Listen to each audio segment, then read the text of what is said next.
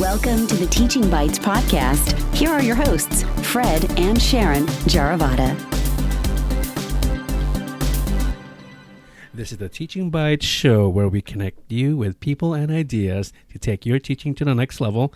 I'm your host, Fred Jaravada, and today we are featuring a special guest here on the show, and her name is Miss Kellie Mullin. She is a 7th and 8th grade science teacher, and I work with her for the past few years. I think, how many years is this? This is my 6th year. This is your 6th year, right? And we are glad to have you here to share your story so that we can inspire other teachers as well. Okay, so real quick, I've been working with, I've known Kellie for the past 6 years, and I've also worked closely with her with something called the 20% Project. And actually, we're going to be starting that real soon, I think this week. And that's going to be exciting, and she's going to share her story about that. Also, I know she's getting going back to school at the University of San Francisco, and she'll be sharing a little bit of that also. And Kellie, welcome to the show. Thank you for having me. Great to have you. Okay, Kellie, so I gave a little quick intro, and that was a really quick intro. We want to hear you fill in all the gaps that I skipped and tell us your origin story. So my father was a teacher, but he didn't teach for most of my life. He actually had a landscaping business, and when I was 16, he went back to school, got his specialist credential to teach special education, and I was really inspired by the type of lifelong learner that he was. So I think that although I had watched my dad always read and see those things, I had a perfect model of what it meant to be a learner. And so I always loved school. I loved reading and helping people. And so when I went to Berkeley, I was able to do some tutoring. I worked with the disabled students program, and I was able to take notes. So I just had a love of education. And so when it came to, what do you do after college, I found that passion, and I went back to Berkeley, and I got my master's and my credential there in developmental teacher education. So my passion for education really started at home. Nice. Okay. Yeah, it's very like you. I come from a family of teachers, and definitely it's inspiration. All right, Kellie. So, what was the aha moment that you had that you realized that teaching was for you? I think that it took me a while to get into the rhythm of teaching, but when I did, I realized that I loved teaching because it's so relational. And for me, one moment, my first year teaching in public school, I taught 6th grade math and science. And I had a student come in to me before school started, and the students were not supposed to come in, but she was really concerned that she was unsafe on the schoolyard. And so that moment of realizing that although I taught her math and science, she felt comfortable enough to come into me and to use that space just to feel safe was this moment of recognition that I was making a connection with her. And so that was this moment.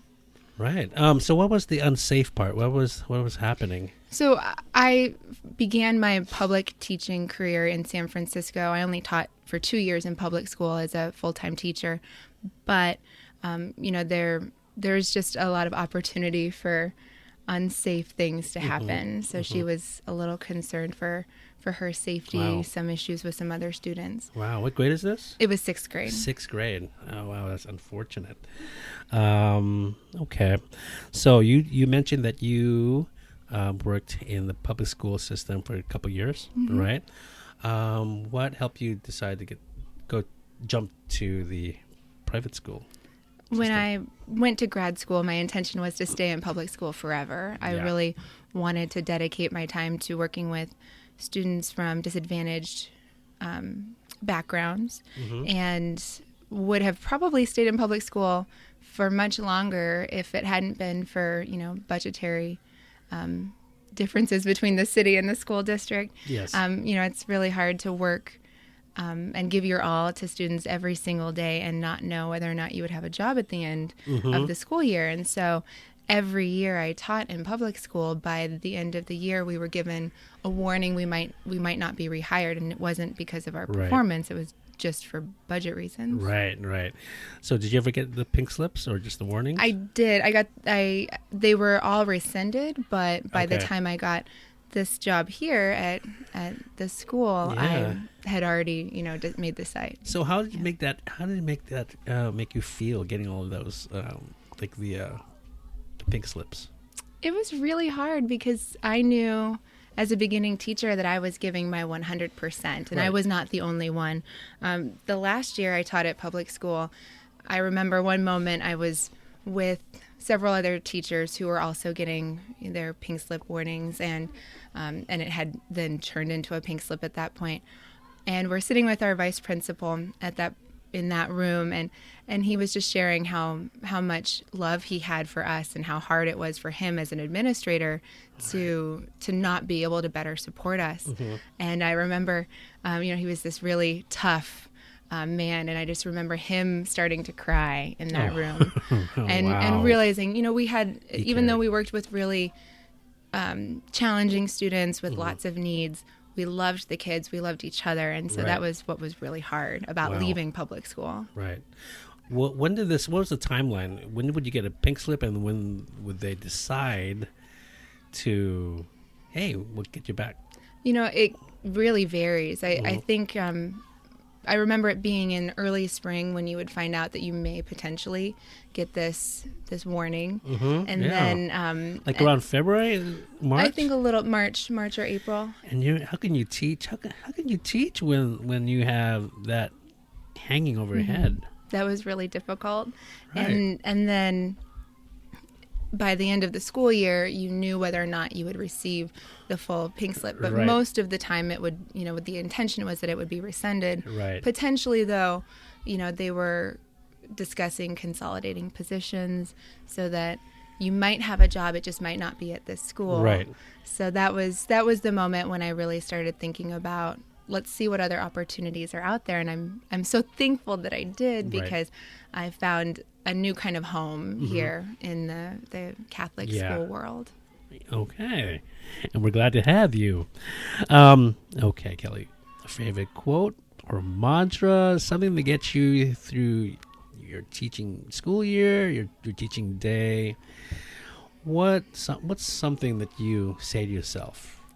So one quote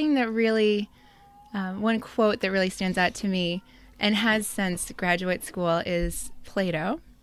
And he said, "Do not train a child to learn by force or harshness.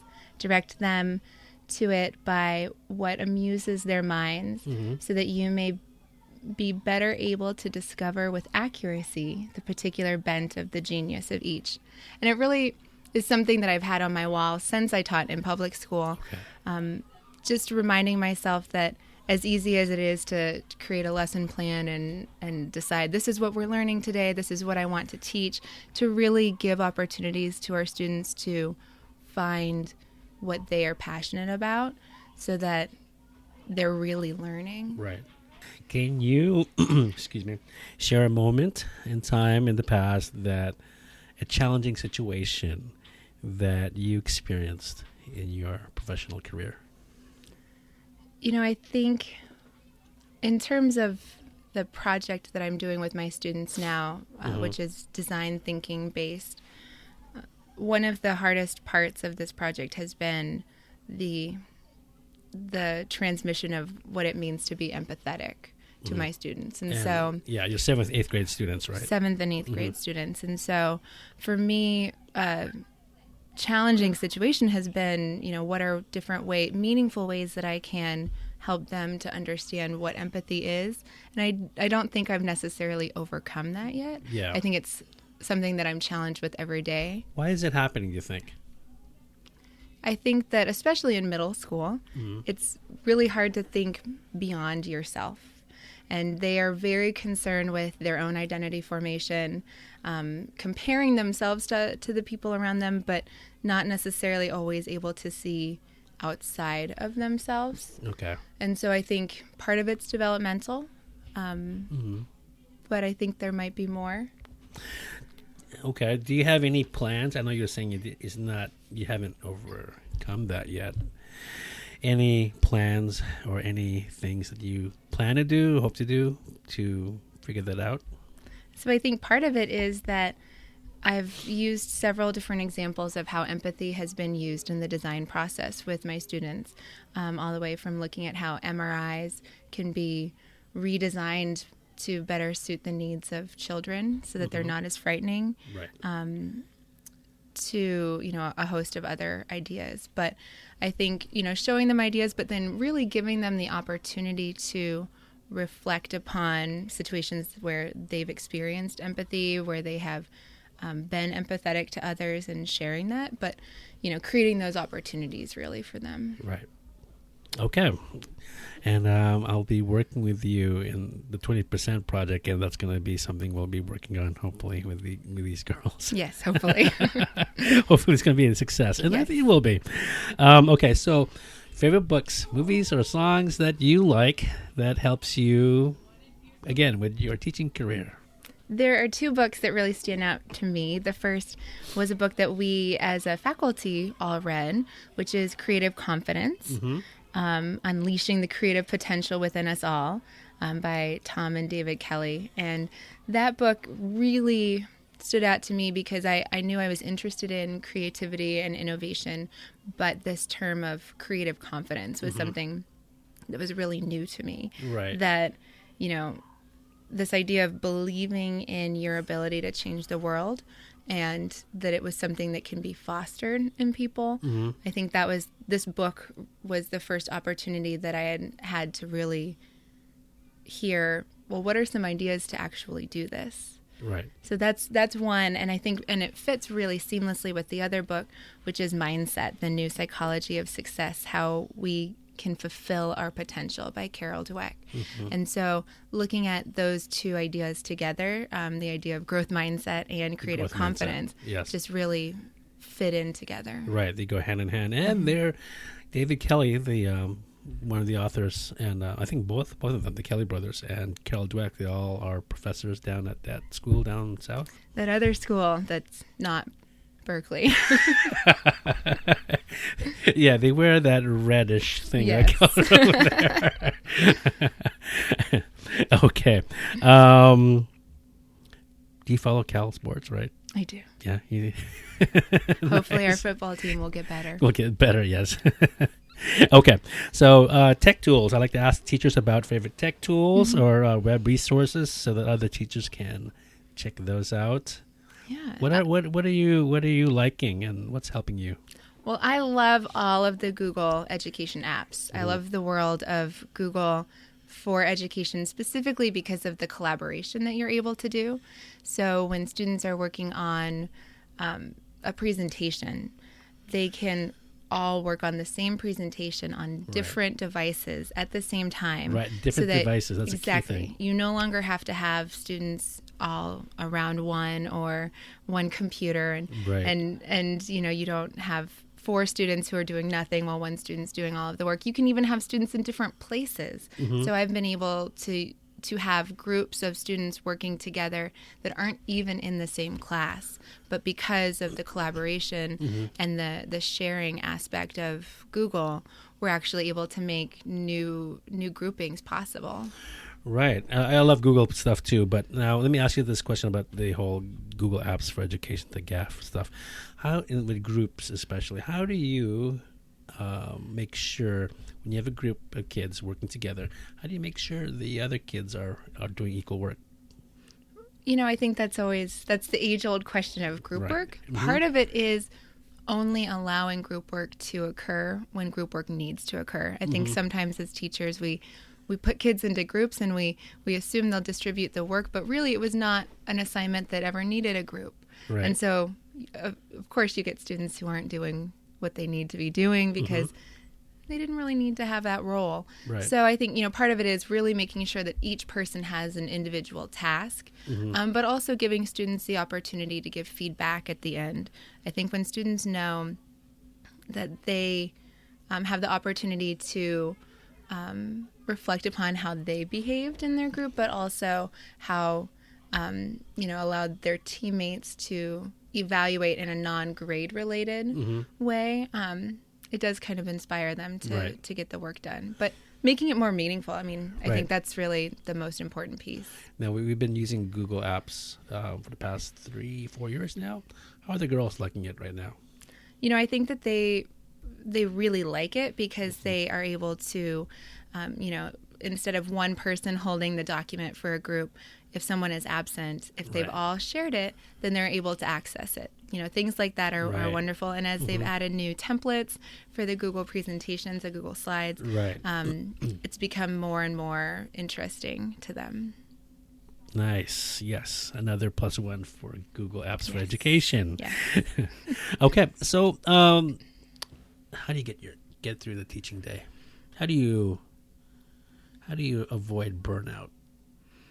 You know, I think another quote that stands out to me is from Mother Janet Erskine Stewart. Yes. And it's about that it's better to begin a great work than to finish a small one. And I think I remember that quote a lot because, you know, we expect finished products at the end of the day sometimes, or even, you know, literally at the end of a class period, but realizing that the work that we're doing with students, sometimes we're just planting seeds and realizing that, you know, I don't need to get it all accomplished in one school year or in one day or in 1 hour with You students. don't have to do that? I know. Really?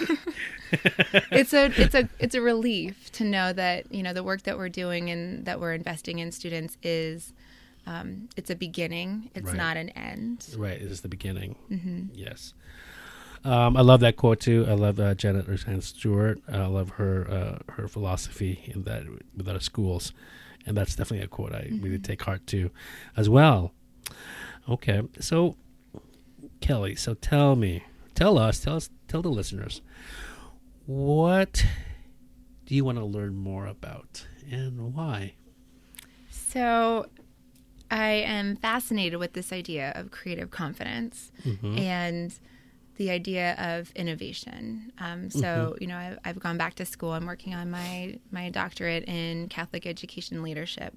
And the reason why I'm interested, you know, I began in the master's program and I decided to shift into the doctoral program because I really believe that when we talk about the needs of society today, creativity is one of those most important skills that we're hearing company after company mention that we need. But, you know, why are we not creating those opportunities for our students to really become creative thinkers and innovative thinkers?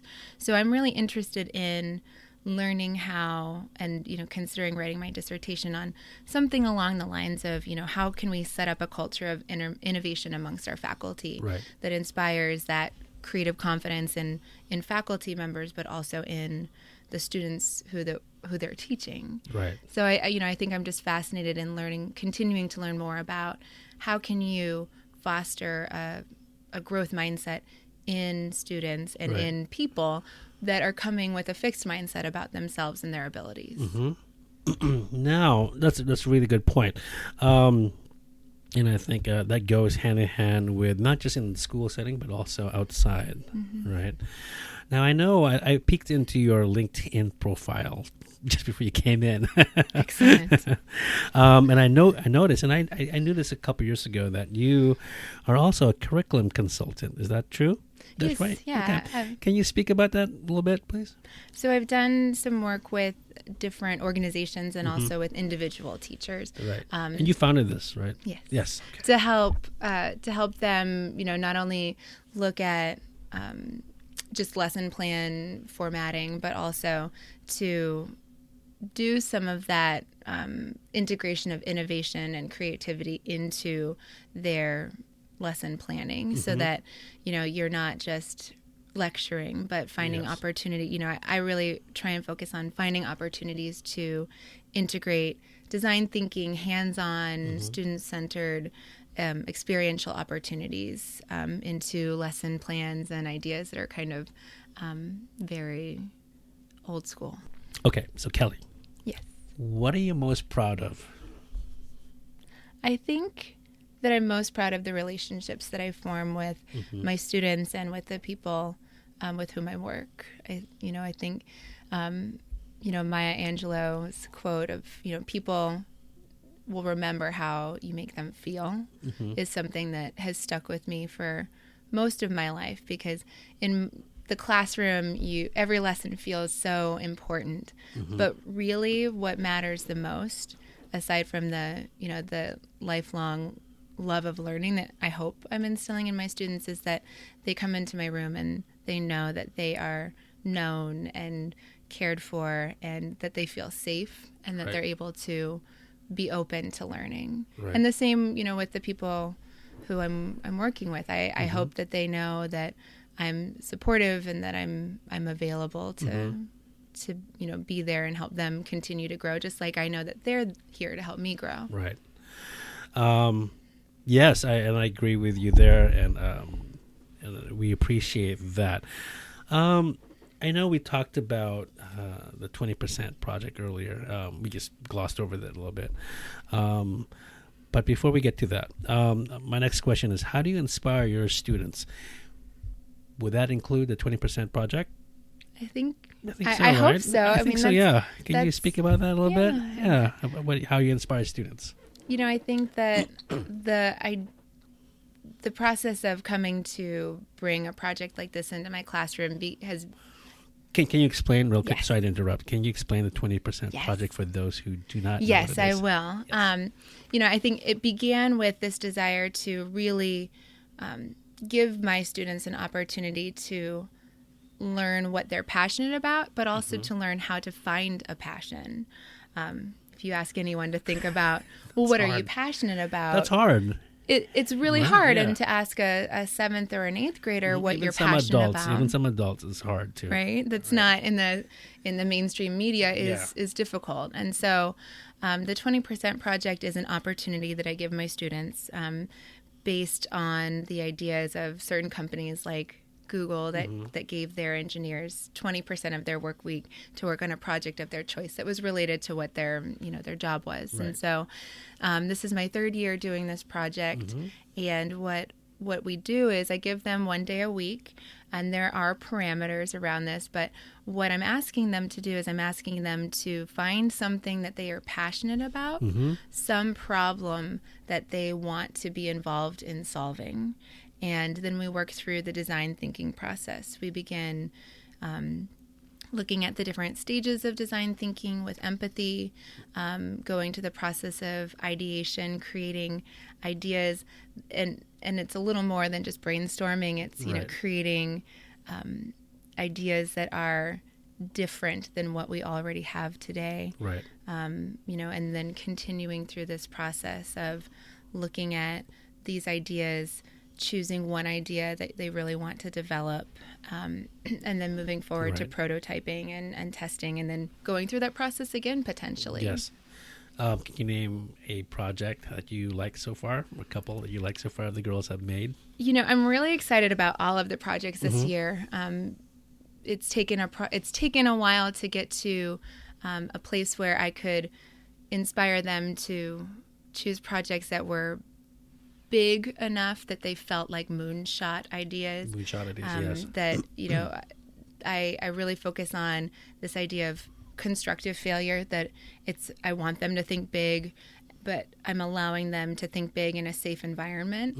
And so, thinking of some topics there are a lot of students who are really interested in food, in terms of the waste that goes into agricultural production, the amount of food waste that we have that potentially could be going to better uses, all the way to projects where students are worried about how can we better support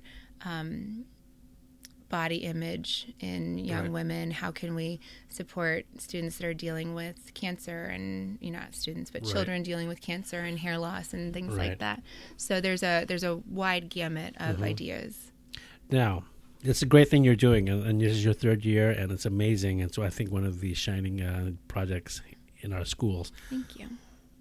How do you find the time to do this besides your curriculum, your regular curriculum that you're doing? How do you find time to do this project? So that's a good question. Mm-hmm.